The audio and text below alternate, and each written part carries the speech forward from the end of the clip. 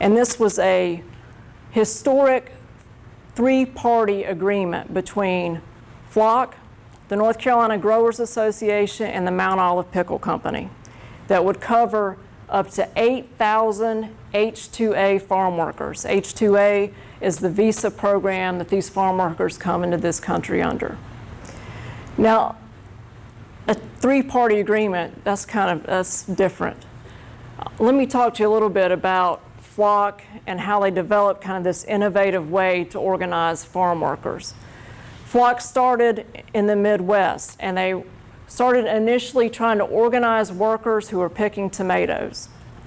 And they started trying to, pressure the farmers to raise wages, to better conditions in the field for workers. And the farmers were saying, I don't have a whole lot of control over what I can pay these workers, because Campbell's Soup is setting the price for what they're paying me for tomatoes. And they're setting the price for all the farmers that are growing tomatoes for them. So FLOC realized that it was really the food processing corporation who held the power. And so that's when they began to put pressure on Campbell's Soup and on Heinz to do the right thing, so that if you pay the farmers more, they're able to pay the workers more. If you require that your farmers provide mattresses for the farm workers, then it will happen. FLOC is a tenacious union. Union organizing is difficult, and I'm going to talk to you more about that.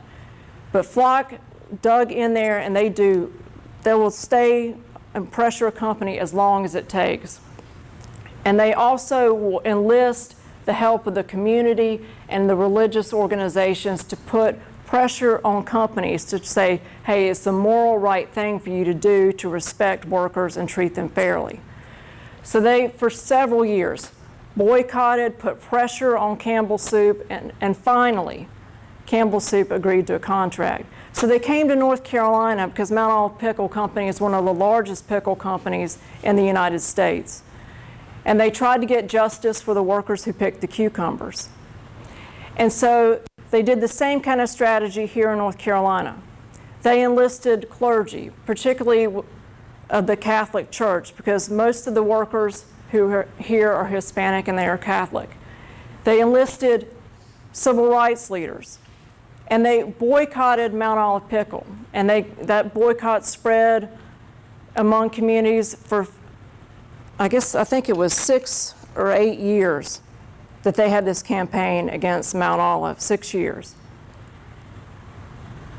They will look at the CEO of the company that they're trying to organize, and they'll try and figure out, how can I make a moral appeal to this person? What is kind of their pivot point where they will make a decision in favor of doing the right thing? So they realized that the CEO of Mount Olive Pickle Company was a very active Methodist. He was a deacon in his Methodist church. So they began to get local Methodist congregations to pass resolutions in support of the boycott and in support of the farm workers.